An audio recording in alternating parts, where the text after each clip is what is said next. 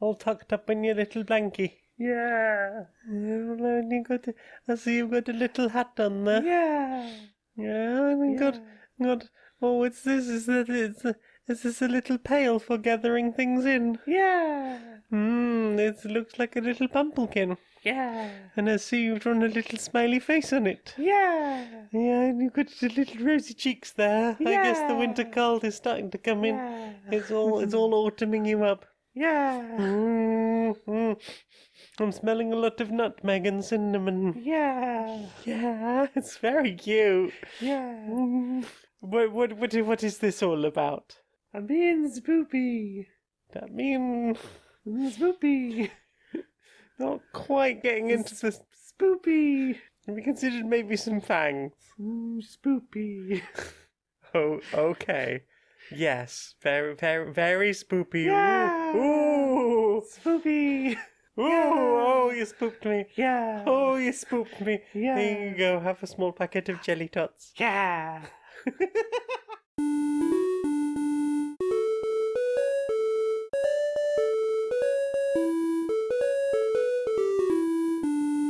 Greetings, strangers, queer and pleasant. I'm not Laura Kate Magnetdale. And I'm not Jane Eris Magnetdale, and welcome to another episode of Queer and Pleasant Strangers. It's a podcast where we talk about all the things what we've done in the week. We're two queer trans women, we do silly voices and skits. How are you doing on this day? I'm a sleepy bean. I'm so sleepy. I'm also a sleepy bean. I don't know what it is today. The sleepy beanitude has got me. Couldn't sleep last night. Woke up this morning. I was very tired. And then I couldn't get back to sleep. But it was only 7 o'clock, so when it got to about 7:30, I did manage to fall back asleep. And then I got up for work dead on 10, which is when I had to be at work. I have had a few nights of intense dreams, and that's made me a sleepy bean. Oh, you're a sleepy little bean. And it's Dice Funk recording night as of recording this, which means it's going to be another late night and another sleepy bean. Tuesday night is a very busy night for us. Sleepy bean o'clock. So let's get on to the things we've done in the week, because we're both very sleepy. What have you played this week? Gosh, we finished a big legacy board game. We finished Clank Legacy. We finished Clank Legacy Acquisitions Incorporated. Yes, we did the final 2 missions. Yes. In a big sort of back-to-back session. Yes. It took us a good 7 hours to get through the last 2 missions. that game. The time flies by pretty fast, but like those are not quick. Definitely that one. Yeah. Did. Toward the end, that is not a quick game. I mean, it was never a quick game. Yeah. Like, from the very beginning, from the beginning, I was expecting it was still going to be, like, normal Clank. It was going to be maybe an hour with a few extra little bits thrown in for plot. But, like, by virtue of having that big book full of story stuff. Stopping to read stories, having to make bigger decisions because you don't know what's going to get uncovered. Yep. Yeah, like, a quick game of Clank Legacy was like 2 hours. Yeah. Often it was closer to 2.5 or 3. Yeah. And then you take a break in the middle and do a second one. Yes. But yeah, really enjoyed it. I had a lot of fun with it. I enjoyed a lot of the new art style stuff for the cards exclusively for that. I enjoyed the mission concept of were they missions like the green cards that came out the adventure deck? Oh yes, the events. So like just the fact that periodically you can have things that have been added to that deck that you will have to do every single time they come up. I really like the end state of that game in terms of creating essentially 2 new versions of Clank that you can play ongoing. And Very customizable. Yeah, and I say 2 versions in that, like, there are some fundamentally different rules on the overground and underground side of the board that fundamentally change how scoring works. Yep, even right into the last chapter. Yes. I quite like that the final 2 missions both kind of establish, here is your new big point scoring difficult objective for this side of the board. That are like, you're going to have to go out of your way a little, but there are some big points to be made if you can do blank. Yep. And I think that's a really satisfying, like, end goal, because it builds up to it really gradually. Yeah. To, like, yeah, it feels like a fair addition to have these big scoring things added at the end. Yeah. And they naturally come up as you're sort of exploring the story, which is cool. Yay. I really liked it. I had a lot of fun with it. I liked that there were the fun surprises all the way through. That version is going to have little custom things that every time it gets played, people are going to be like, hey, it's that thing that we did. Yeah, it feels like a very, like, even if you're just playing regular non-legacy games of it afterwards, you're going to constantly be coming up against, oh yeah, that's a thing we customized. That's like that because of choices we made. Things that we did to certain cards that have changed them forever. And I cards that just don't exist anymore. Yeah. The fact that there is a different number of black cubes because of decisions we made. I like that there is stuff that we never experienced that is experienceable in the post-game, essentially. Yeah.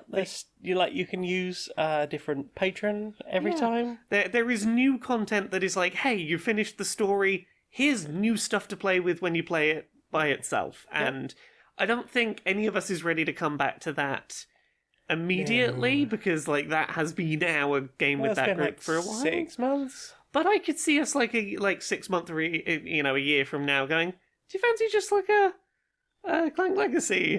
Go. I could potentially see that. I think the thing I think now is though that is certainly going to be a more usual period of time spent playing that game. Yes. It's going to be a lot easier to do. Less narrative and more clear, I'm going for point scoring. There's less umming and darring over possibilities and stopping for plot and things like that. Yeah, absolutely. I think that would be interesting to see. I had a lot of fun with it, and I really like that it is still a playable game at the end of it. Yeah.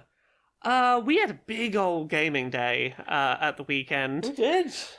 Should we talk about... we played Alice is Missing. We did. We finally got around to playing Alice is Missing. Fantastic, if very intense experience. Oh, yes. So, a little bit of a slow start at the beginning. Yes, it was a bit of, like... a little bit of setup slowness that came from... None of us haven't played I've read stuff in principle in the rule book, but until you're actually doing the setup and playing the game, it's a little difficult to see how some of the things connect up a little bit. Yeah. And I didn't want to watch videos on it, because I wanted that first experience to go as unknown as possible. Mm-hmm. But the idea about this game, for anyone who doesn't know anything about it, is it is a game entirely based on having a group text conversation in character, in roleplay, without talking out loud. It is a story of a girl called Alice has gone missing, and you play various people who knew her through various connections. Mm-hmm.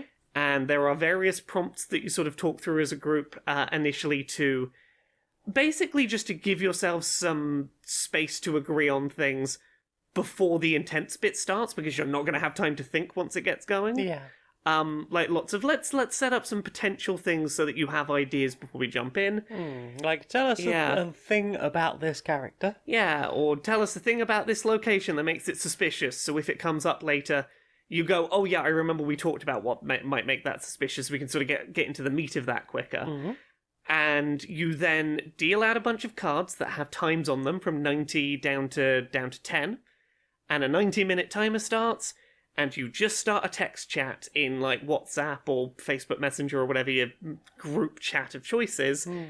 And every 10, sometimes 5 minutes, a card will get turned over that will prompt revealing a suspicious person or a suspicious location, and something, some prompt of how that might be important for that person to introduce into the chat.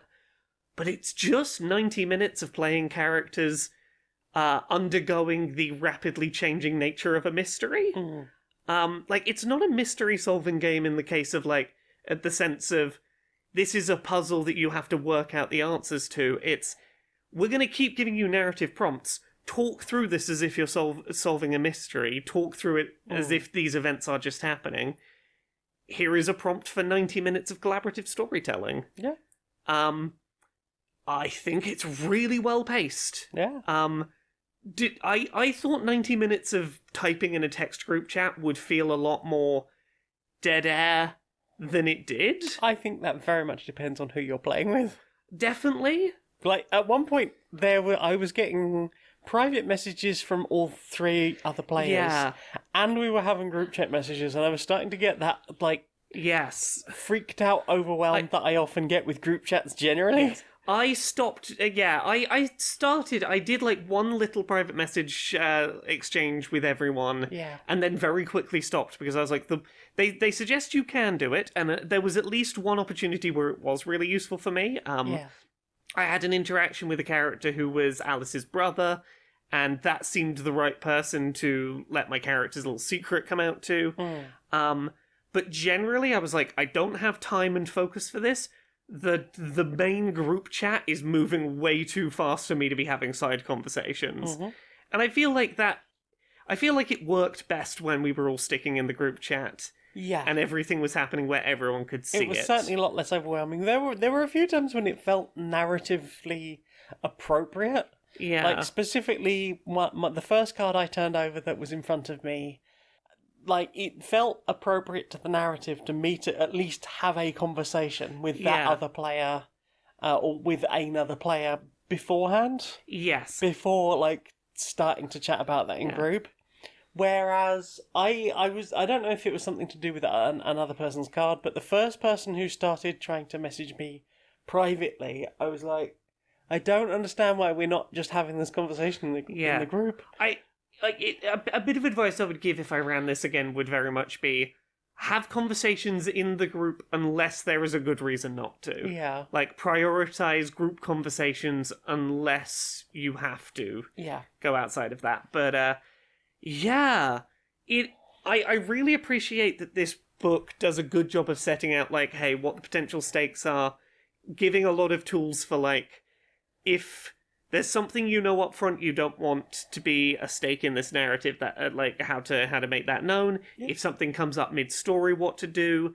Making sure there is time for debrief at the end, because we had one of the more emotionally intense ways that could have ended, and we all needed a minute to just sort of sit and take it in. Generally, it is one of those experiences where you just want to have a decompress and talk through everything that's just happened anyway. I think all 4 of us were kind of surprised by how emotionally invested we got in these characters that quickly. Yeah. I think we got quite into it. I mean, definitely there was a moment when a piece of news was announced and I just started crying and I was like, oh, like... Yeah. It reminded me of some of the moments I've had playing D&D campaigns, usually, like, you know, tens of hours deep into a D&D campaign when something happens and I'll have a little, oh no, that's hit me emotionally, like that's really happened. This did a really good job of its pacing to so quickly get me to that place of role-playing investment. Yeah, I mean, I think if we played it with a different group, we could certainly run things in such a way as to help out and understand like how we can have a conversation, like, because I think part of what really got us into it is as we moved on through the narrative, realizing that we can pretty much say whatever we want. Yes. Yes, like those prompt cards that you have, the ones with the flashlight on the back, like, you don't have to pull any of those. Yeah. So none of those actually overall matter to the plot as it's told. It's just hey, this thing happened. Yeah. I think generally the thing I would suggest to a new group if you're playing this before is like, you can generally come up with whatever you want with the limitation of don't say anything that's going to lock in so-and-so definitely did something that is definitely the reason the bad thing occurred until a card prompts you. Like, as long as you are not locking in, say, this person definitely died or went missing, or definitely something happened here, and this person definitely did it. Outside of that, you really have a lot of freedom. You need to leave some space on the map. So you could, like, one of the big things that came up very early on was I was one of the last people to see Alice. Yeah. Of an evening, like, it was knowledge to several people. we had been at a nightclub Yeah. and we'd been to see a gig and we went home separately because we live on opposite sides of town. Yeah. And, I don't think a card had prompted it, but someone had brought into the conversation, oh, this person who is a possible suspect was at that place. And that is fine to do, because as long as you don't lock in, that definitely means they did it. Yeah, you can play around with people being in places and...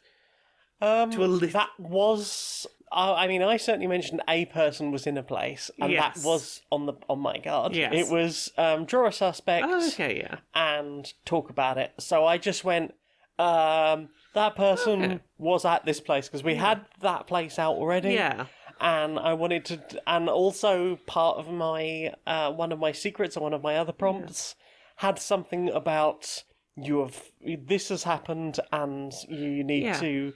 say something about it. I was like, okay, well, I'll try and tie that in while I've got this going on here. Yeah. Well, I think one of my favourite bits of the storytelling we did was where someone came up with a location that wasn't one of the cards that had been dealt out for locations. The graveyard was not a location that was a card. And they played around with one of the suspects was here doing a thing. That could be a red herring. It didn't confirm anything, but it gave us space to go, oh, I'll go investigate there. Yeah. Maybe I'll find something that corroborates what you said, but again, doesn't, there might be another explanation for it. Like, as long as you don't pen a narrative thread into such a point that the only possible explanation is that they did it before you know they've done it, there is a lot of open freedom, and I was surprised at how well all of our narrative spreading out pulled nicely in together at the end. I think it had to, because there comes a point towards the end where things are narrowed down for you. Yes. And that is done in such a way as to go, this thing, this place, this person are the most important. Yes. And then you, as the facilitator for the game, had to be like, I am going to direct certain things, I'm going to make certain announcements about what is happening, and we're going to go from there. Yes. The thing I think worked well is that it establishes who is involved and where they are involved, with enough time left that you have time to sort of pivot. Like, if you weren't on that train of thought as a group, you have time to go, wait, that location's involved, that person's involved, how is that possible? And to start, pointing the narrative towards what you know is the conclusion. I think it also worked quite well, because there was a lot of, hey, we should go and search these places. Yes. We should go and check these things out. And we'd established quite early on that they were all quite far apart from each other. Yes. So there was a lot of, I think I found a clue. Okay, I'm coming to you. Oh my god, I can't get to you. It's taking forever. Yes. I think another thing to maybe establish with a group is generally you are a group of people. The reason you're in a group chat is because you are not in the same place as each other. You're all separately working on things. There was a point where someone was like, hey, we should all go together to do this thing, and I was like, no, we need to spread out and cover more ground we wouldn't be doing a text chat if we all met up. Yes. And that is just a conceit you have to be okay with. Yeah. But the fact that at some point we were going to have to pull more cards from the deck, and that wasn't really going to work if we were all technically supposed to be together. I really like how well it came together, because at the end we finished, and we had our sort of debrief, and one of the things that sort of goes is my what narrative threads have gone unanswered that you maybe want to give some closure? And we had maybe 2 or 3 minutes of, what was going on with this? Well, my thinking was maybe it was something like this. Oh yeah, okay, and maybe that ties in with this. There's a couple of minutes of, what can we come up with to sort of tidy up the threads we didn't say in the moment? But it is a really neat storytelling tool. And there is a lot in that box. Yeah. I think there is enough randomness that you can probably play a good long time and a good many sessions before thinking about passing it on. Yeah. But there's 5 set characters. They will always be Yes. those 5 characters. They have a name, they have a relationship to Alice, and they have a secret. Is that on that card? Okay, so the Or main is it the card... voicemail that's So on? it's their relationship to Alice and a little bit about them, their secret, and the last voicemail they left to Alice before she disappeared. Yeah, and then you've got another 5 cards which are related to... Yeah, so they are the kind of personality you have, and like it might be some kind of flaw about how you communicate with the rest of the group. Yeah. And then a couple of relationships you can assign to other players to give you sort of some prompts about how you might interact with individuals within this group as a dynamic. Yes. And then you've got the 90 minutes of cards, where there are different cards that can show up for each of the 10 or 5-minute intervals. Yes. Plus, what the results of those cards will be will vary depending on which which suspect or location are turned over. So, like, there is a good amount of variation in there. So, like, initially, like, in a fight, if you play constantly 5-player games, Yeah. you potentially have enough to play through the whole story 4 times, with completely different prompts at every 10-minute, 5-minute mark. Yeah. And then after that, you can shuffle them, and the randomness of that, plus the randomness of all the characters, plus the randomness of your second starter card are going to do a huge amount of the heavy lifting with regards to how that all comes out. And I think that's very cool. Yeah, it is certainly an intense one, but the tools are there for if there are certain plot threads that are gonna not be enjoyable for you to make sure those aren't a part of your adventure. Yeah, and I think a lot of that stuff about like what you want a red card and not how that is all done in the conversation. None of that's on the cards anyway, so Yeah. you don't have to worry about that. I'm curious about the setup, because when you were on the website looking for the wanted poster, Yes. or the missing poster, there seemed to be a bunch of different Alices.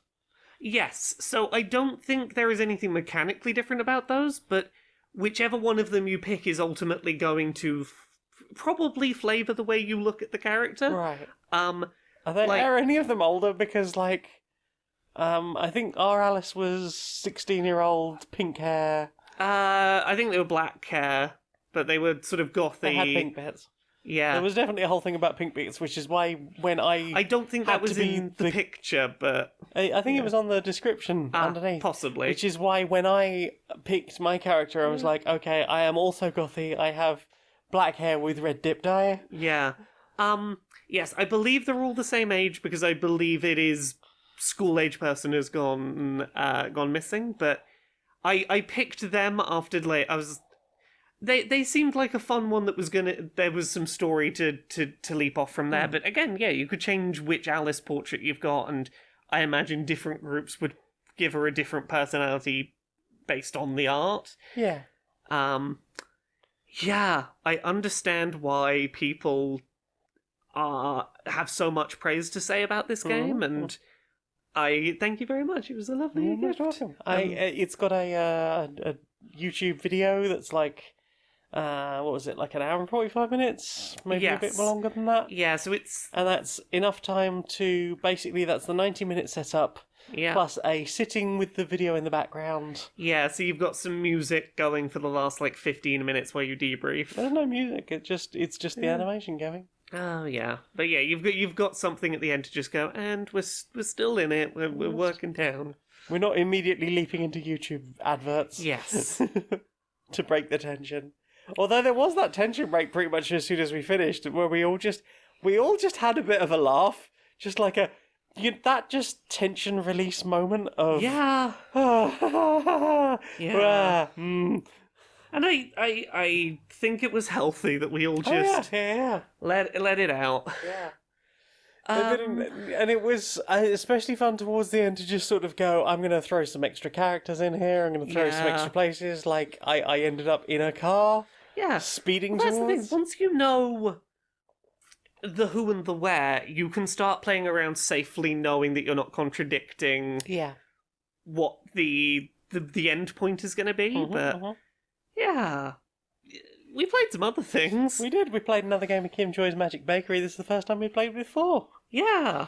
It's quite funny because one of our players at least is very into deep strategy games Yes. and big thinky things, and being presented with Kim Joy's Magic Bakery was a bit like, I'm not sure about this. This is all a bit childish. Oh, we're having trouble. Yeah. I don't think they anticipated quite the level of frantic cooperation that was going to be required, how close to the wire it was going to be, and how much they were going to have to be thinking about other people's card needs. Oh yeah, it looks cute. Yeah. And I think that is a real big thing with that whole concept of you can tell everyone what is in their hand, but you cannot show them. Yes. So it is a constant case of when the frantic builds up, it's like, shit, did you have flour? Were you working on You told that? me a minute ago you had Yeah. this. Yeah, who was doing this? Someone was doing that. And at one point someone going, no, don't worry about doing the thing. It was like, I am one thing away from answering that. Or the having to pivot and going, oh crap, you have all the things, but you're not going to have enough actions to get it done before the residents moved off the line. Yeah. Quick, pivot, what can you use that stuff to make instead? Solve somebody else instead. Yeah. That game is deceptively frantic. And you know what? I really enjoyed it in 4-player. I think that franticness only increases with more people to keep track of. Yeah, two-player, like, despite the sense of, fuck, we're not going to manage this, it manages to stay quite sedate and thoughtful. Whereas in 4, you do sort of get a bit of like, we got Manic Rush on. I think part of it is because you've got a reduced number of actions per player, and going from 3 actions per player per turn down to 2 doesn't seem like it would be a big difference, but there were so many extra rounds where it was like, okay, I got the ingredient, I made the thing, fuck, I can't make the final recipe because I'm out of actions. Like, that third action makes a big difference, and you have to play really differently. Mm-hmm. Yeah. Yeah. The other thing we did was we played some Jackbox Party Pack 7. We did. So we played some Champed Up. Oh, yes. This is the one where you draw competitors for, like, champion of cutest creature or champion of oddest looking. Mm-hmm. And then someone else sees your fighter but without knowing what the prompt was and has to try and draw a competitor that will get more votes than you at a prompt you haven't seen. Yes. And sometimes you can use the name to really throw someone off. Yes. It's like, I can't remember, there was somebody had like a handsome greased up man. And then the name of that, I was like, yes, it's probably something about being like a lubed up bodybuilder type. So I built the grease monkey that just had a head that was a bucket of grease and the body of a monkey. Yeah, it's a game of trying to interpret what got someone to an odd prompt and trying to outdo them at whatever you think got them there. Yeah. I quite enjoyed the one where someone had drawn like Lady Snake Tongue, and Yes. I was like, okay, Well, Lord Bees for Tongue, Bees for Tongue. Lord Bees for Tongue, And Bees for Tongue kept winning. yeah. Because everybody loved Bees for Tongue. Yeah, I was like, okay, animal for tongue, but out-weird it. And Bees for Tongue seemed to do it. It's a fun, silly little game. Right. That one. Yeah, we had fun. We had fun drawing. Next, we played some Talking Points, which is the one where you have to give an speech. Yes. So you basically, everyone comes up with a fill in the blanks type prompt, and then you pick one of 3 prompts that you're given, or a number of prompts that you're given, and then whoever wrote the prompt has to pick quotes and pictures to put up on the screen while you are giving this talk, trying to sell something or explain to something. either help or hinder your ability to give this presentation. Yes, because they will get points for how well a thing was received based on that. I love that game. We played it right at the end of the night, and that is a game that like I very much enjoy, but I need to be awake enough to think on my feet for. It is not a game I can improv on after too long a day. You say you couldn't think on your feet, but the game we played directly after that was Blatherround. Oh, I mean, this works perfectly for like the way my brain works. I love this game. Yes, it does. Yes. Like the point that you were getting things within seconds. Yes. So Blather Round is one where you're given prompts that you have to communicate to other players in the room, and they'll usually be like a single word, like a person, or a movie, or a book, or a video game, Or a thing. or like a game console or something. And you have to communicate it to other people in the room, but with very limited vocabulary, building pre-made sentences. So you'll do... I think the example one was Moby Dick, and it's like, it's about the gigantic the gigantic pale being. Prompts like that, where you're having to work with fairly awkward word availability. So the prompt was Die Hard, Oh, yes. and the first sentence they put together was, it's a story about determined not teeny human being. Yeah. Their second prompt was, and a horrible wealth villain. Their third prompt was, whoa, an action-packed movie. Yep, and from that I got Die Hard. You did. And things that people have guessed you can start using in your, like, trying to build it out. So sometimes you get the ability to go, like, it's a lot like blank, it's nothing like blank, it's more specific than blank, from things that people have been guessing. We've got your Sound of Music one. Oh, yes. It's a story about a peppy, joyful individual and an upsetting singing occasion. Yeah! I was like, how do I communicate? I'm happy and joyful and singing, but there's Nazis. Sometimes there's no. My favourite was the Evangelion one. My prompt was Neon Genesis Evangelion, and I wrote, it's a story about a not wonderful, depressed individual Yeah, and a giant object hero. yeah. Whoa, a colossal beast. I think you said it's not. It's a lot like the Iron Giant. Yes. It's like, okay, depressing stories about big things. What was this one? Oh, the prompt was Oedipus. They're an upsetting fictional individual. They enjoy a mama. He's so sinful, known for the murderous peculiar nature, and they have the complex. They do. Oedipus does have the complex.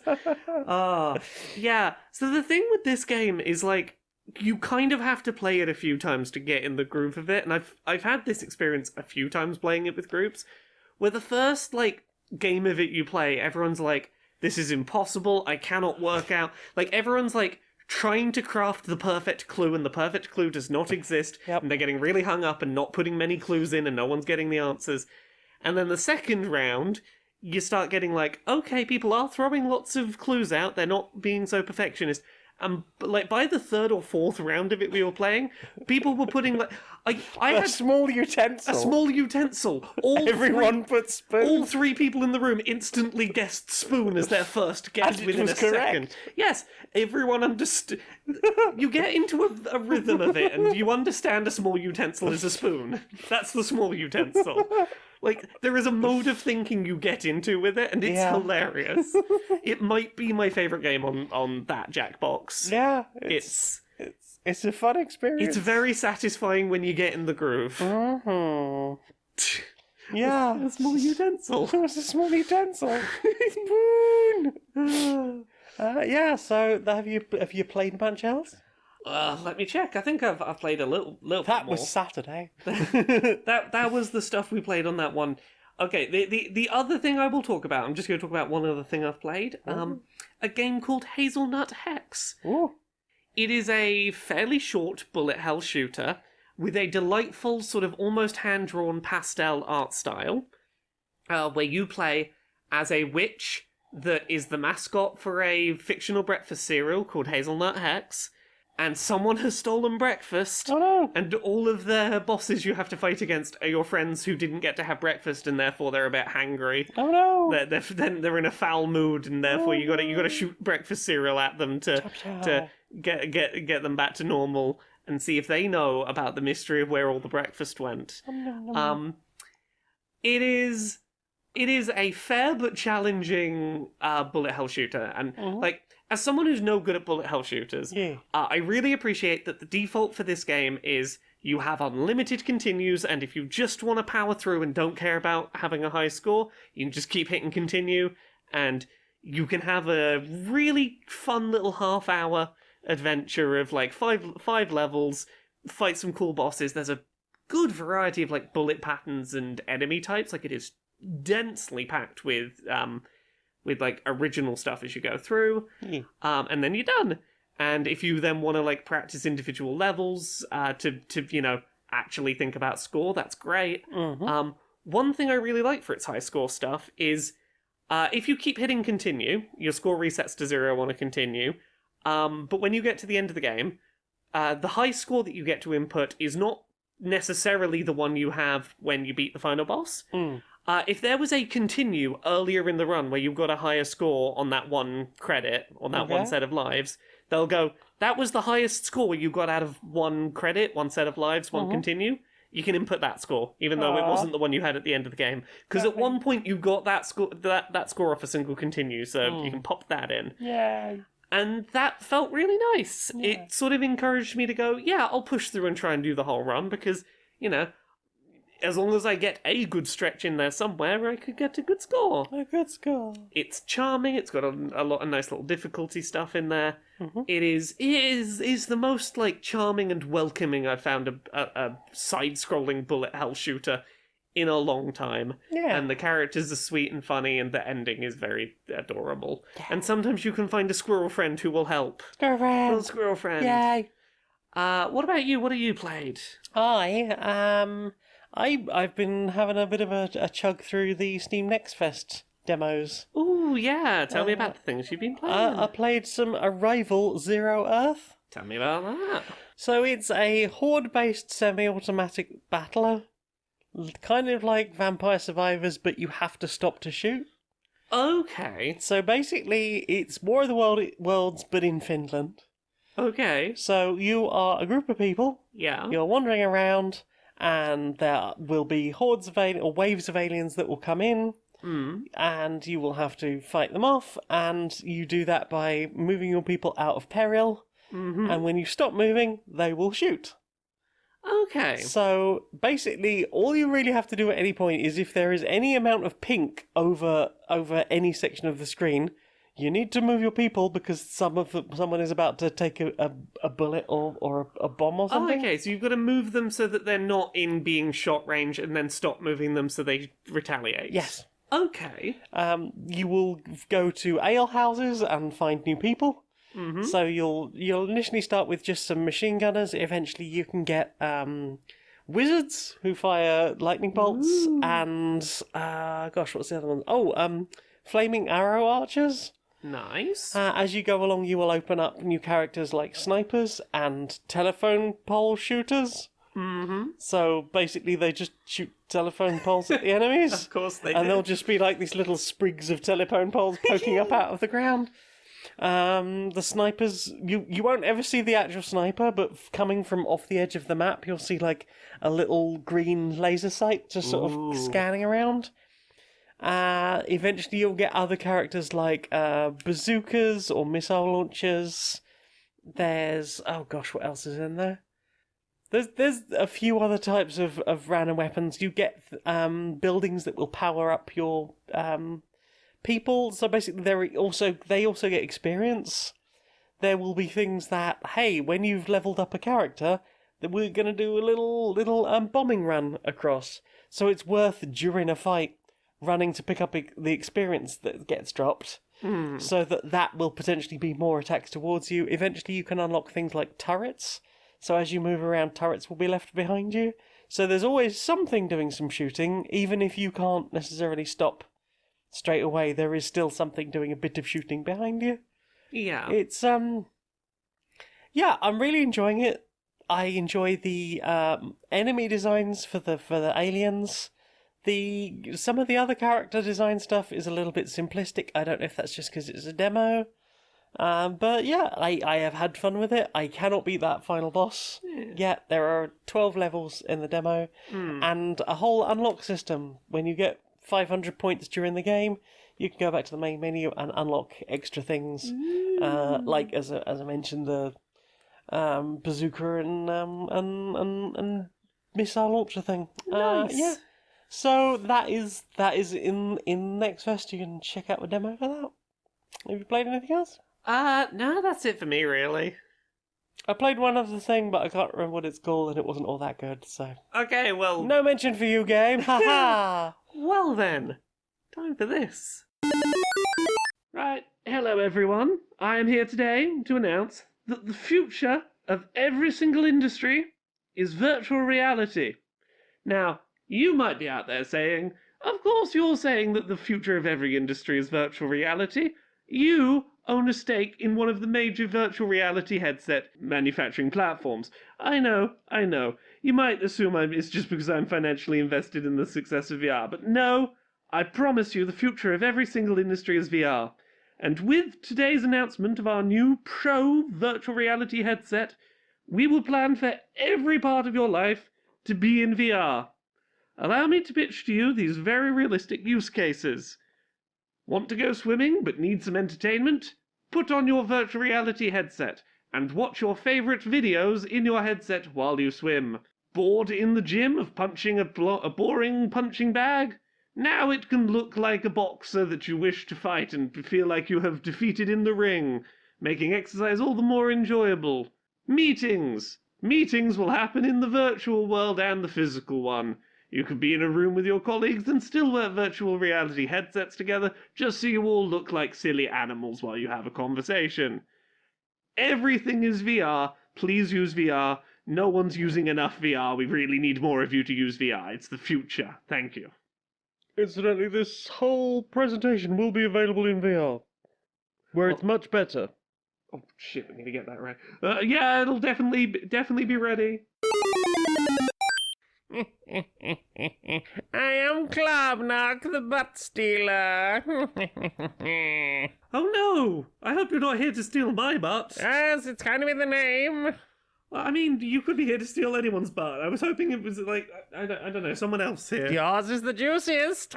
Oh no! Don't steal my butt. I need my butt. It's great. I have a good butt. No, I have a terrible butt. Don't steal it. Oh, you have the greatest butt. No, I have a terrible one. I said nothing. It's an excellent butt. I can see it from here. Oh no. It will be excellent in my collection. How will I be the world's greatest butt reviewer without a good butt? Please, this is my livelihood. Don't steal my butt. I am Clavnock, the butt stealer from the demon realm. I steal butts for my butt collection, and no one is safe, not even Mario. Wait, you were the one who stole Mario's butt? Yes, it was a design decision by me. I stole his butt. I'm gonna give you 5 seconds to start running. You're gonna want to run. No, I am the butt stealer. I will steal your butt. Ow!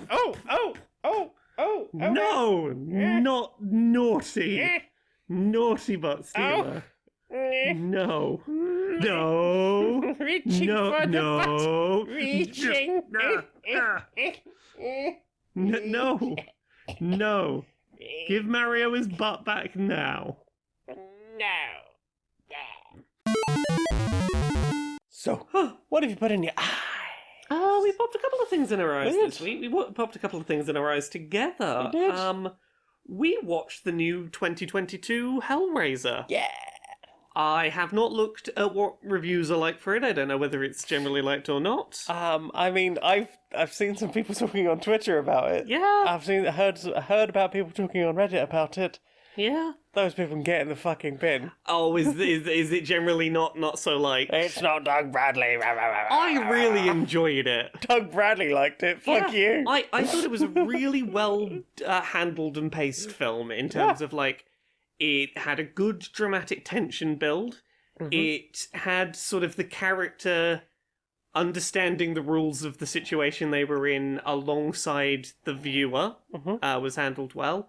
The Cenobite designs were, I thought, fantastic. Amazing. I really liked the stuff they did with shifting focal length and dimensions of spaces. Yes. I only wish a couple of them had been slightly better lit so I could have truly appreciated them. I mean, I feel like some of that helps the rest of the graphics. I feel like some of it is hiding visual acuity, which is fine, I get it. But yeah, I thought it was a really engaging film. Mm-hmm. The practical effect work for some of the mechanical, particularly brass stuff. Yeah, I love their use of brass in this. Yeah, very satisfying. Yeah, it was a really good, engaging film. Yeah, there were a couple of moments where I was like, as a purist, I mean, and okay, without too much spoilers, it's always felt like a lot of the people who get into Hellraiser stuff understand what the box is. Like they've acquired it because they're deliberately trying to achieve something. yes. Usually something sensational, Yes. because that's largely what it's been all about. Yeah. And then you get other people who would like Hellbound was a big sort of power thing. Yeah. Hellraiser was about sensation and experience. Yeah. And this, I think, like initially I was like, hey, that character, yeah, they are kind of trying to get away from things, looking at things differently. They have a substance abuse problem, but that didn't feel like the kind of person who usually ends up with the box. Yeah. And is doing that stuff. So there was a period of like, oh, I'm not sure about this. But then, like, more of the plot is unveiled. I'm like, oh, I totally get it now, and I totally agree. Yes, I think it sits for a long time in a space where it almost makes it seem like someone at random has been thrown into this situation against their will and through no desire of their own. And I think by the end it does a good job of justifying, no, there is a reason that this person was drawn to the box, and the choice they ultimately have to make is tied into who they were at the start, and that plays really interestingly with what aspect of the box they would be drawn to. Yes. And also, I think the thing that worried me a lot at the beginning is it felt like it was doing that horror movie trope of, oh, you did a drugs, you had a sex, oh, you're gonna die now. Here is box. Take a box and do a die. And I here's the thing, I don't think that's what it was going for, and like I want to be relatively spoilery, but if the box wanted to punish the person who got it and go, I'm trying to work out how to say this. How do we tiptoe around this? Yeah. If they wanted to go, you have done drugs and you deserve to be punished for that, and there is no redemption chance of you turning your life around, there is one moment in particular where that could have been the outcome, and it is a conscious decision in the narrative for that to not be the outcome, and I think that's because, you know, it is meant to be a story about someone at a rock bottom point, you know, turning to escapism, having to face life as it is. It's almost Silent Hilly. Yeah. In a sort of like, hey, we're going to expose you to the most horrible and most terrifying things. It really does feel...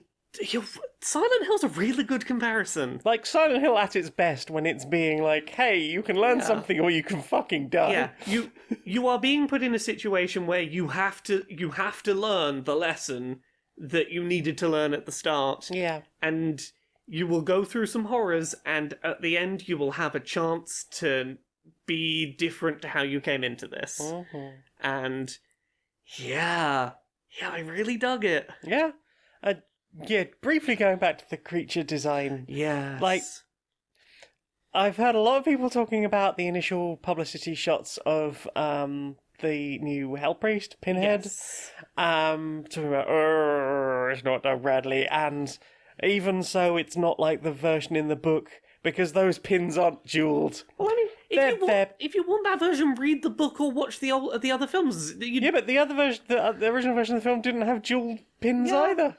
In this one, they are pearl-headed, and I think that really works. Yeah, I understand purists and that they exist, but I'm always like, if you want a pure recreation of the thing you already like, go watch the thing you already like. Imagine the thing in your mind if you're not an aphantasiac. A one-to-one recreation of the thing that you already like, that already exists, has no purpose to exist. Yeah. Like, let revisitings of stories play around in the space. Yeah.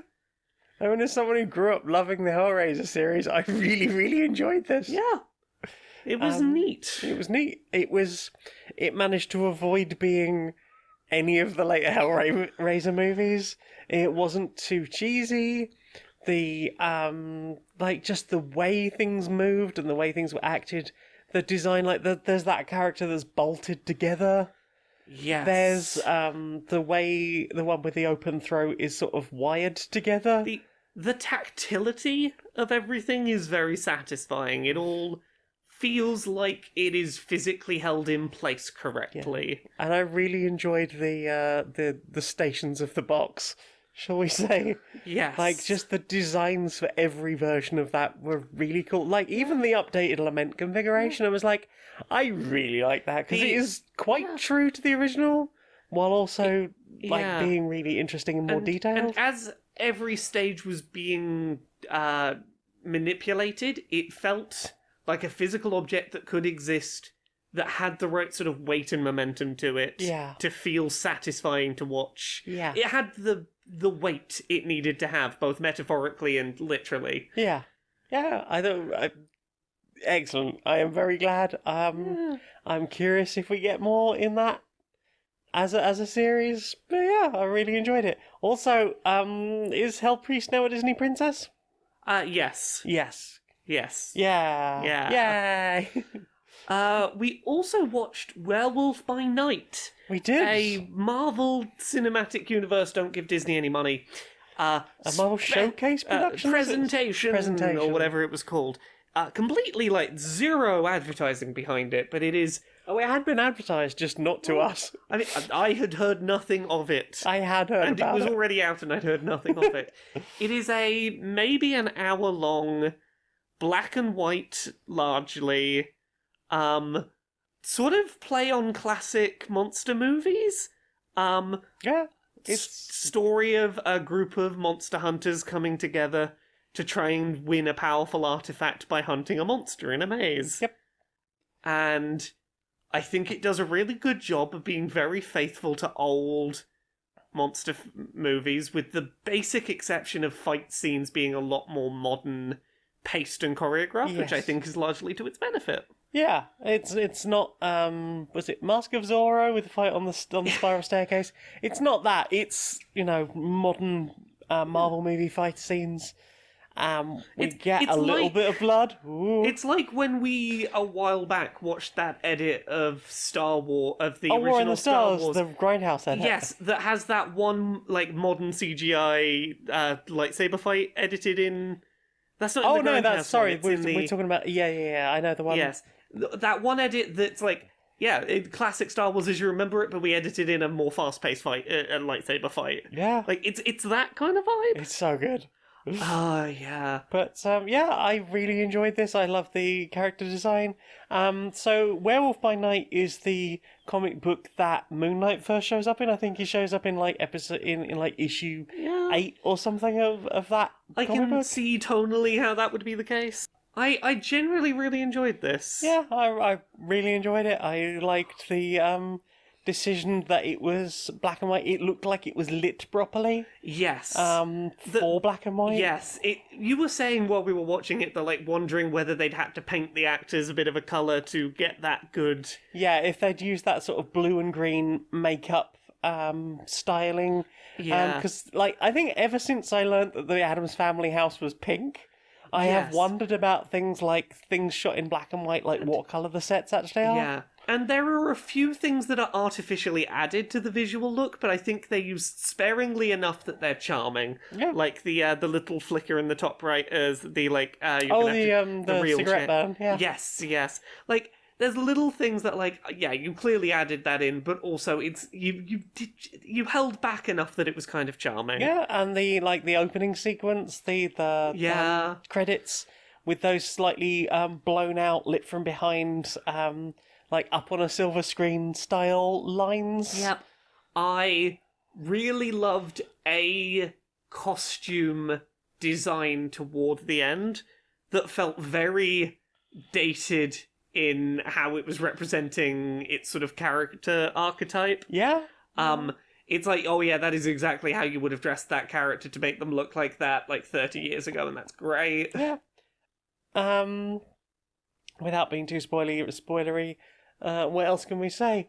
There are some other costuming / design choices in this that are really fascinating. There's a scene right at the beginning when they walk into this big room and there's like heads of various monsters on the walls. Yes. The vampire in that looks amazing. Oh, I had a good laugh at the animatronic thing that occurred.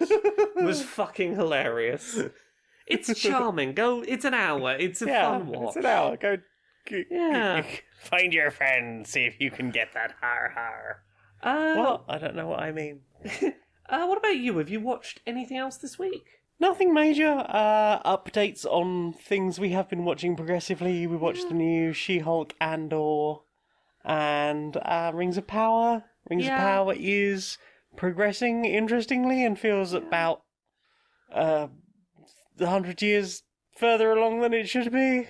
Andor, I think this week's episode was a very interesting depiction of the problems that come from trying to organise left-leaning political people under a unified cause when the reasons they've come to rebellion and resistance, they've come there for very different reasons, and while they have more in common than they have against each other, that can still be a cause of infighting between groups trying to get shit done.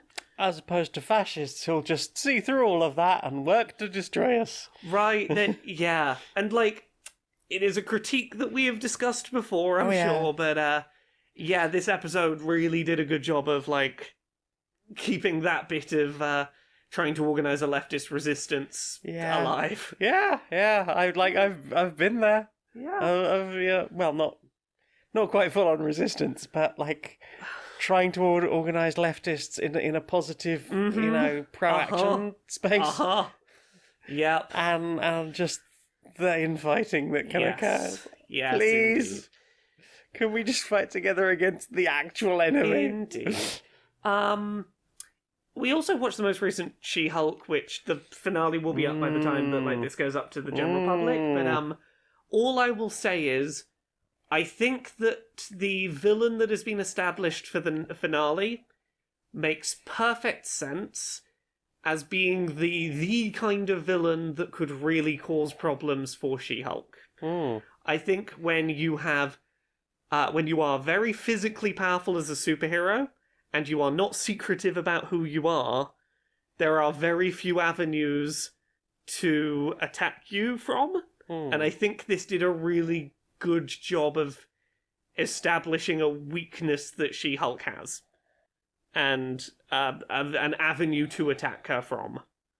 I think it is a brave... It is also a story of our time. Yeah, it is a brave choice that I did not expect to see. And I feel like the people who were already going to scream wokery about this show have probably already done it.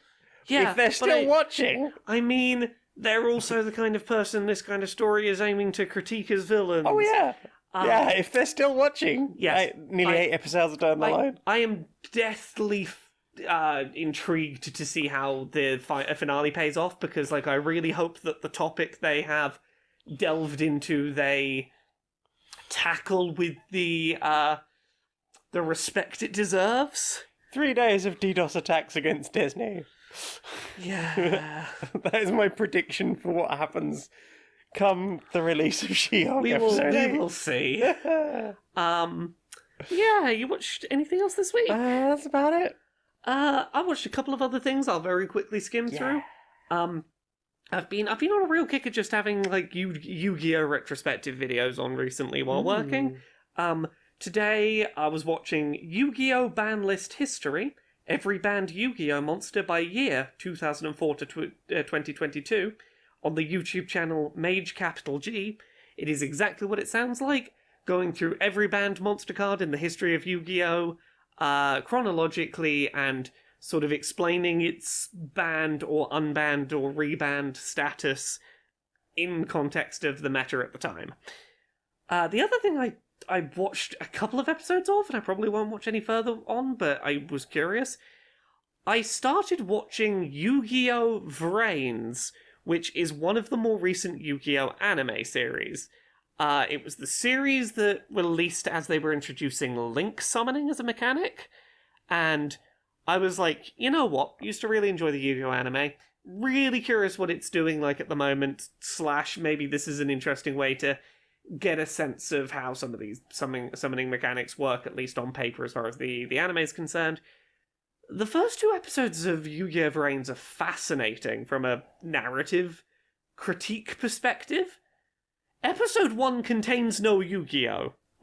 There is an entire episode with no Yu-Gi-Oh! It is an episode about an AI escaping a magical realm called the Cyberverse that was being harnessed for an evil tech corporation to make advances with technology, and there's a virtual world that dueling goes on in, but there's also hackers there, and it's if you die in the game, you die for real. VR rules, and our protagonist is a hacker, and he's the coolest duelist in the virtual space, but no one knows in real life because he can't let anyone know his real identity because he's a hacker and he's fighting the bad hackers, and it's all of this bullshit is occurring, and I'm like, there is no Yu-Gi-Oh! Here to be seen.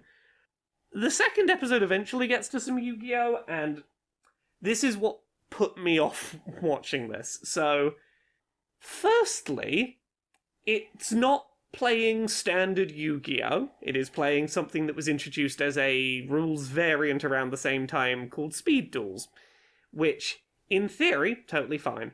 It is a smaller number of creatures you can have out in the field at a time, smaller life point count, smaller hand size limit, designed to just be a quicker variant of the game. It feels a little forced the way they shoehorn it in, but that's not the thing that annoyed me. The main antagonists are a bunch of hackers, so they can just always have whatever cards they need to, because they're just inventing cards. They're hacking in cards that don't really exist to make their deck stronger. Right. Except they're not hacking in cards that have, like, unlimited attack, unlimited defense, cannot be destroyed, cannot be targeted, is perfect. They're hacking in very achievable cards that would work within the meta, and that is just their problem is just that they lack imagination. It's too fucking distracting to me that, like, these hackers that are hacking in impossible cards are just hacking in very fucking normal cards. But the thing that annoys me perhaps most is, like, there's a bunch of gubbins around it that, like, Yu-Gi-Oh! Its last couple of adaptations have, like, kept doing this. They can't just play Yu-Gi-Oh! Anymore. There was Yu-Gi-Oh! 5Ds where they had to do Yu-Gi-Oh! On motorcycles, and there were special kind of cards that affected the dual terrain and made you do cool jumps on your motorcycle. Like, things that are nothing to do with Yu-Gi-Oh! That are sort of spliced in. Mm-hmm. This one, you're flying on hoverboards, and some of the game mechanics involve, like, I took life point damage, but also I'm about to fall off my hoverboard. Like, there's a bunch of this bullshit getting in the way. Mm-hmm. And the main character, all the characters in this, because they're playing Speed Duels, have a deck skill, which is in Speed Duel there are a limited number of these that you pick to have, like, as a character class. But the problem being, our main character's one of these makes no sense within the rules of Yu-Gi-Oh! Itself, and it is the most blatant anime power possible. And I know that Yu-Gi-Oh's always had the protagonist draws exactly the card they need at exactly the right moment, but this was just so lacking in transparency about it. His ability is, if I fly my hoverboard into a tornado, I will get one random card from the Cyberverse that wasn't in my deck before, and it'll be exactly what I need to win the duel. And it's just an excuse for him to fly into a tornado each duel and get a new card that is exactly the thing to get him out of the situation he's in. It makes the idea of him having built a deck that is good completely irrelevant, because it seems like the thing that's going to win him every duel is a card that wasn't in his deck when he started the duel, that just randomly was selected and happened to be perfect for this exact situation. I wanted to watch some Yu-Gi-Oh! And this wasn't grabbing me. So that's my experience with the first 2 episodes. If Reigns gets better after the episode 2, someone let me know, but, like, episodes 1 and 2... You did a bad job. They weren't grabbing what I was hoping for out of a Yu-Gi-Oh! You did a bad job. Out of a Yu-Gi-Oh! But yeah... Is that everything we've watched? I think that's everything we watched. Well then, time for this. Ooh. No, got a new sponsor. Who's our new sponsor? Well, do you like the carded I games? do enjoy a good card game. You do? Well, have you heard of Metacard? No, I .lol.net. haven't. Tell me about Metacard. Well, it's a card game where your real-life achievements impact your card strength. Okay. This card gets an attack boost if you currently attending medical school. What? Okay, you don't get it if you've already passed medical school. If you're a doctor, No, that gives you a health bonus. Oh, that gives you a health bonus. I see. I see. Different card for that. Yeah. Okay. This one gains protections from effects if you've got a perfect credit rating. Wow. Okay. This is quite tall. This is quite tall asks. What? Okay, give me some more. This one gains a bonus if you've already filed your taxes for the upcoming financial year. This seems like a lot. I mean, I'm looking at the cards.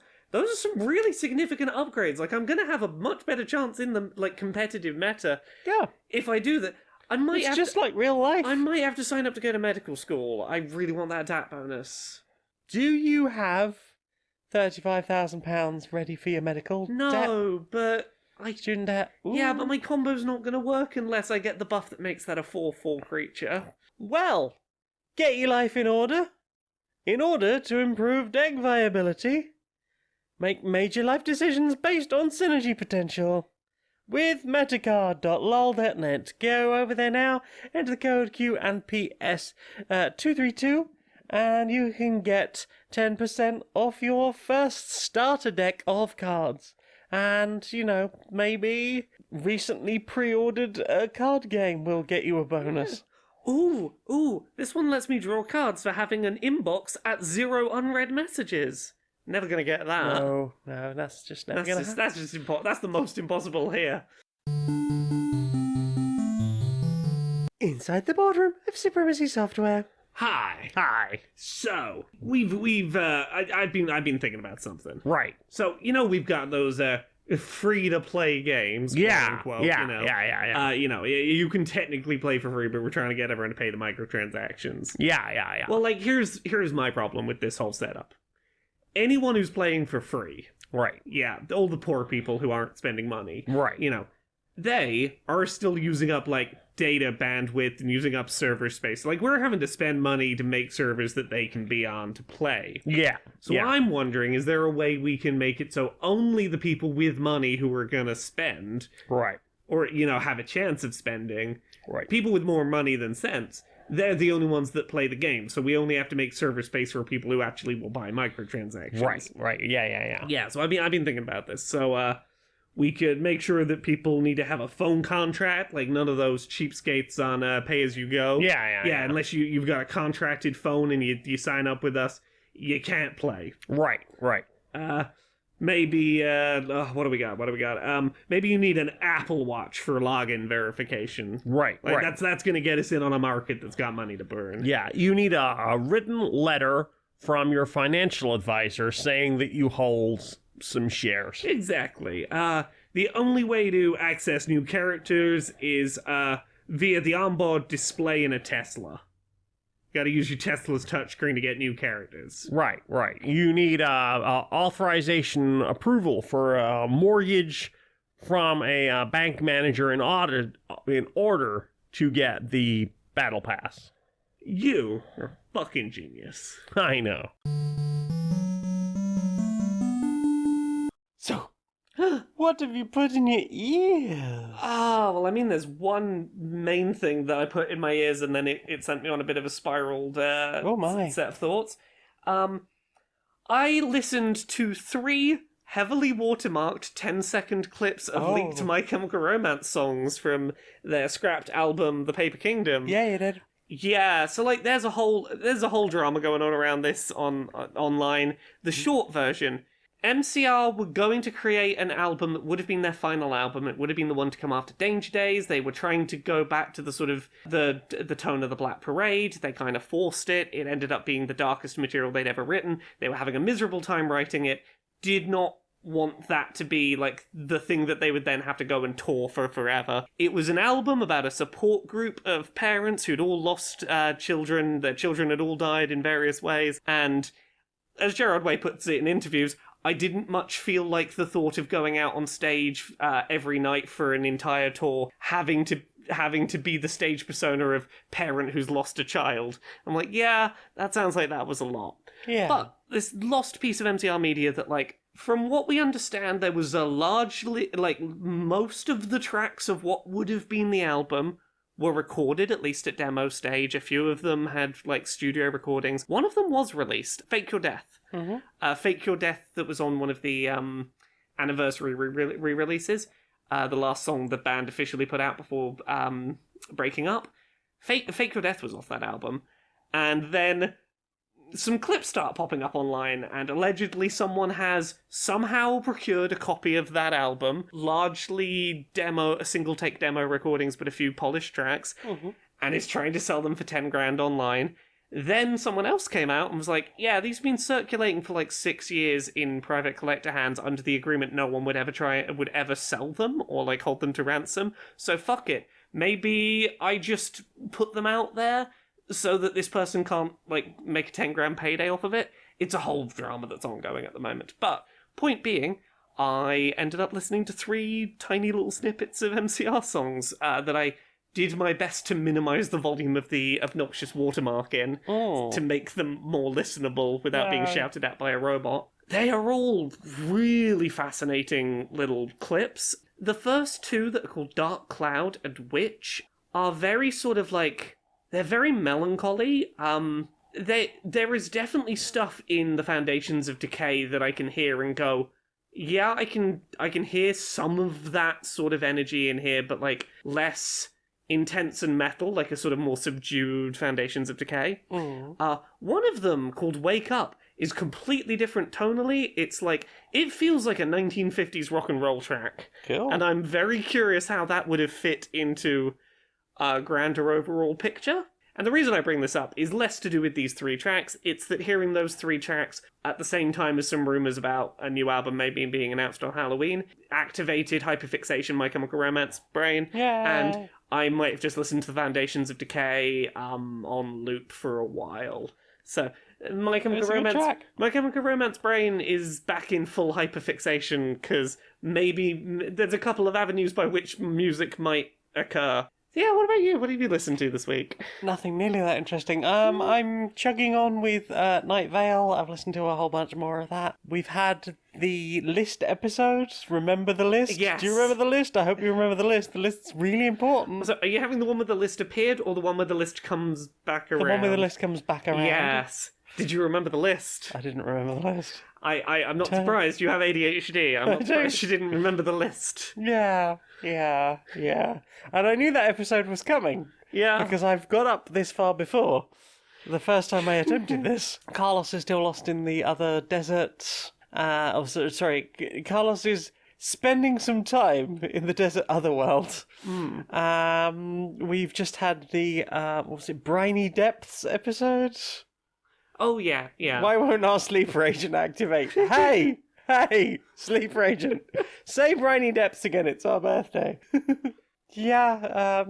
Still enjoying it. Still very much enjoying Cecil's voice. And yeah, more of that, please. Apart from that, not really listened to much. Enjoyed the music from the Alice is Missing video. Yeah. Because basically for like 90 minutes it plays music at you. Like it starts off sort of a little bit like gentle country type stuff, and then like towards the end it's like it builds a pace and a tone really well. Yeah, like it's pretty sort of melancholic and quiet at the beginning, but by the end it is really pacing up into like drama and action, which like paced with how we were like writing our story as well, like driving across town, flipping cars and all sorts.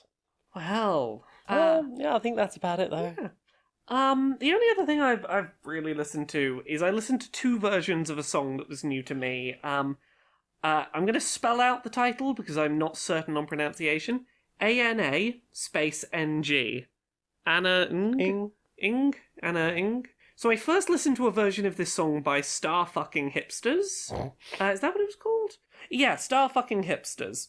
So this is a cover of a song by They Might Be Giants. Okay.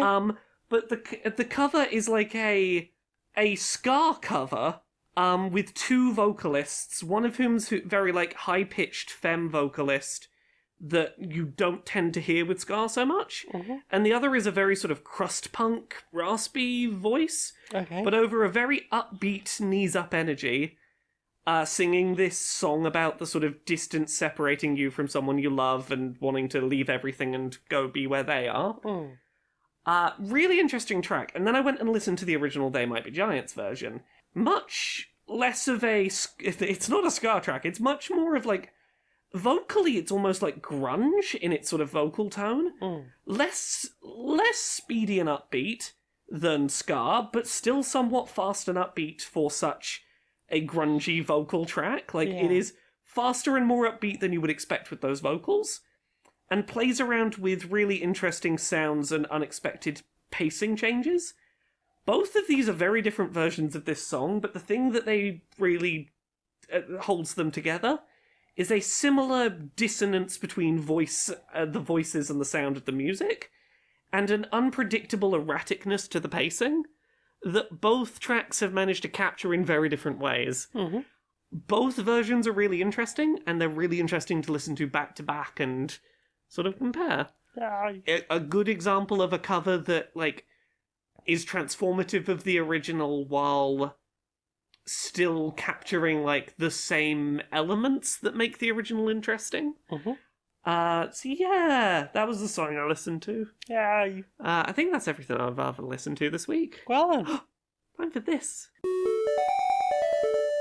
Hey! Hey, how you doing? Oh, good. It's been a while. Yeah, you know, I've been outside a lot. Yeah. Yeah. You're looking great. Thanks. You know, I've cut out salt and yeast-ridden bread and iron and bells. Been leaving milk out a lot. Leaving milk out? Of what? Doing the running man in mushroom circles.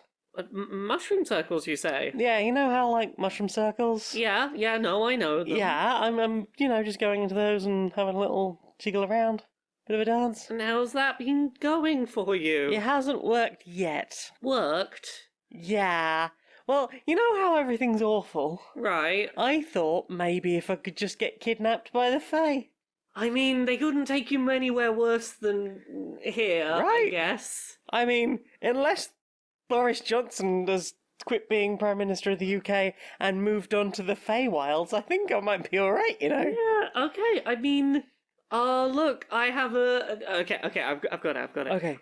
I have a name that I might carelessly use in a sentence and no longer have ownership of. Oh, I could give my name too. I've got so many. I've got someone 3 asked middle me names. to give... If someone said, give me your name, I would answer them with my name. That would be tempting. My full name. I've got 3 middle names and a double-barreled surname. Oh, that's so much name. That's so much name. I mean, that'd keep you going for ages, right? Also, I don't have any iron, and here is some milk. Oh, There they are. Okay. Hi. Please steal us. Please take us away. My parents already said I was away with the fairies. Bring me back. Gosh, they're so needy, aren't they? Yeah. Right, so we got some ideas, haven't we? I mean, we've looked at the numbers. Yes, fair. Smile, very, very popular, very, very popular, well at the box office. Indeed. We'd love a indeed. bit of that. Yes, people seem to love a horror film themed around facial expression. Exactly. So, I just, if we can just get some more facial expressions, and we'll try them each on, and we'll see which one we think might look, sort of menacing for long-term use in a film. So, what have you got? Well, I've got jovial wink. Okay, so let's see that one. It's sort of like implying something's. We're supposed to be in on something. What is it we're meant to be in on? The fact we're in a horror film. Okay, let me try that. Oh, everyone's winking at me. Oh, that's weird. I think the thing with the wink is whether you have to sort of toggle on and off like an eye strobe. Fuck. The problem is, it's not just one thing that sort of sits there menacingly, and if you just with the eye closed, it's really more of a squint at that time. I suppose. Same problem with blink. Yes, I mean, you could just be asleep at that point, I suppose. Mean, yeah, if we do blink, people just think, oh, that person's got something in their eye. They won't realise that's sort of viral marketing for a horror film. It's not really being directed. It's very difficult to direct it without the point of eye contact, I suppose. Oh, what about ponder? Show me ponder. You look like you're trying to tell if you know me. Like you've spotted me in the street and you're like, is that... Are you the person who's going to die? Is that Gregory? Are you the person who's going to die in this horror film? By the one, put that one on the maybe list. Okay, what have you got? Okay, I've got glare. Oh, show me Ooh, that is very intense.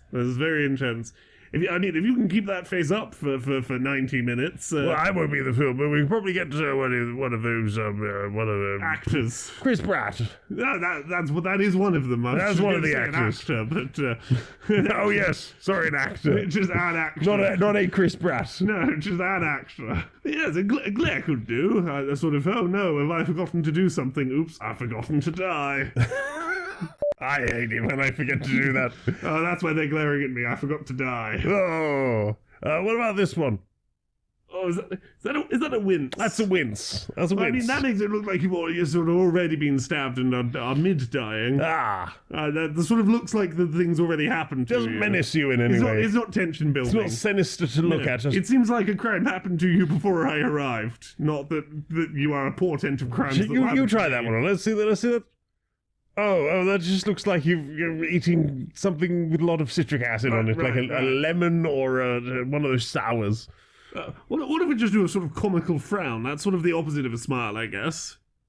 You look like you're about to throw a massive strop in Walmart. It's hard to make the sort of curved semicircle shape downwards. It's not so easy.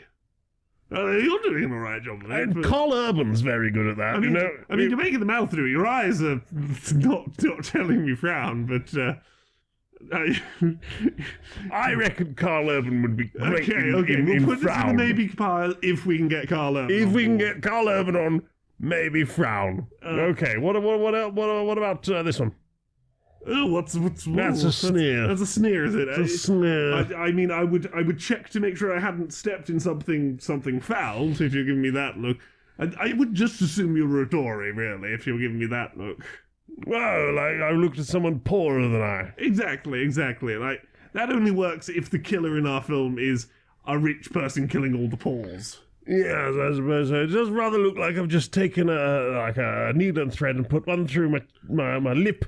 One side of my lip, my cheek, and then like into my eyebrow, and just cinched the whole that side in one direction. Just oh yes, squinty. Well, I think we've got a good amount to work with here. Did you have any last ones? Try out the others.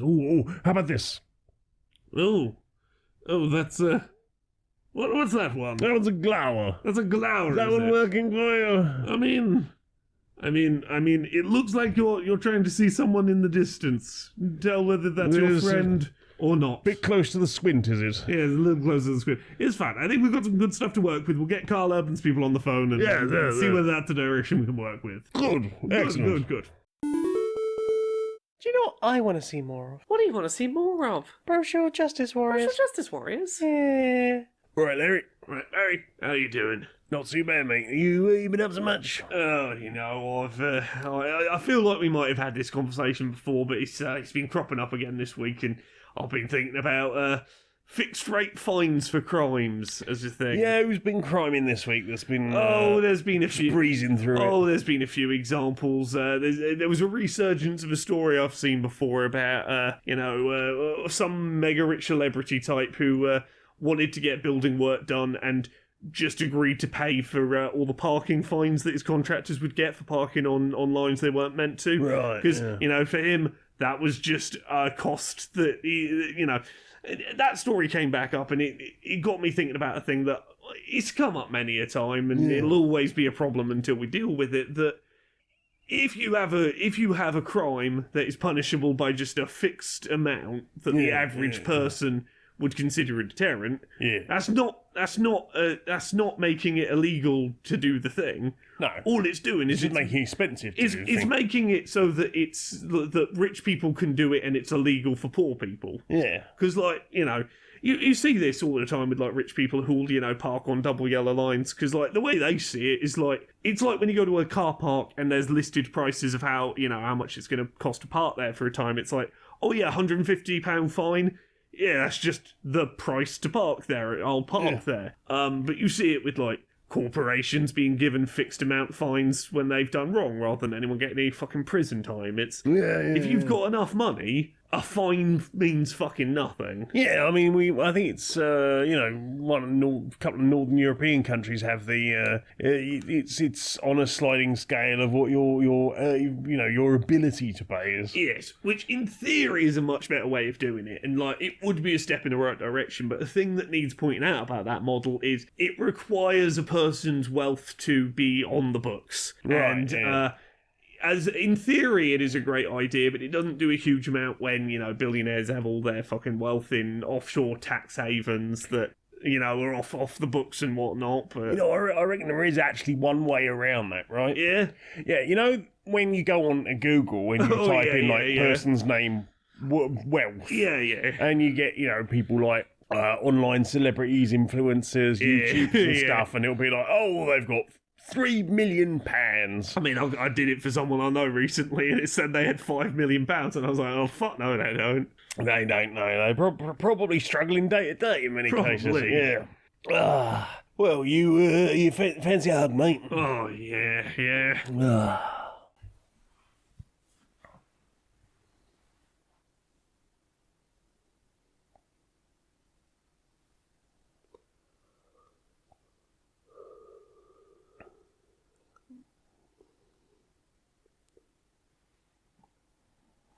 Good hug, mate. Good hug. Right, I think I'll pop the kettle on. Oh, sounds lovely. Nice. So, Laura, Yes. tell us about book. Book? What book? What book? Pick a book. I got many books. Uncomfortable Labels, Gender Euphoria, Things I Learned from Mario's Butt. That's relevant. Yeah, that's relevant at the moment. Go check out a book about video game character butt reviews. Me and My Dysphoria Monster.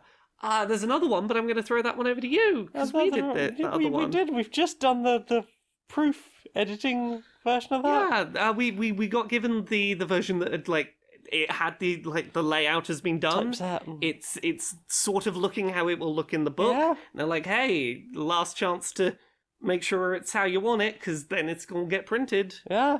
Hopefully we've corrected all of that now. There'll be something we've missed. There always is. This is Probably. the curse of books. No matter how big an author you ask, they'll always go, yeah, no. We get one last read of this, don't we, before We get one last read. It's going to come back to us one last time. One more time. And then it's out of our hands entirely Yeah.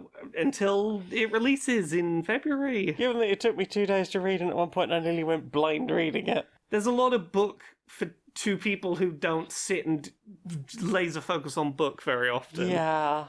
Yeah. But we did it. Yeah, we Yeah. did. We read it, and Yeah. we made some decisions that will be incorporated. We've asked for our Oxford commas back. Yeah, and hopefully some changey type stuff to headings and stuff. So Yeah. it's very, very minor. It's just been tweaking all the little, like, the tiny little formatting things. And can confirm after what we're on now, like 5 or 6 full read throughs, still making us laugh. Yep, still enjoy the book. Yeah. Still think it's good after reading it many times. Many times. Which is often not the case. No, I can imagine not. I Yeah. don't know if I want to read it much more after this.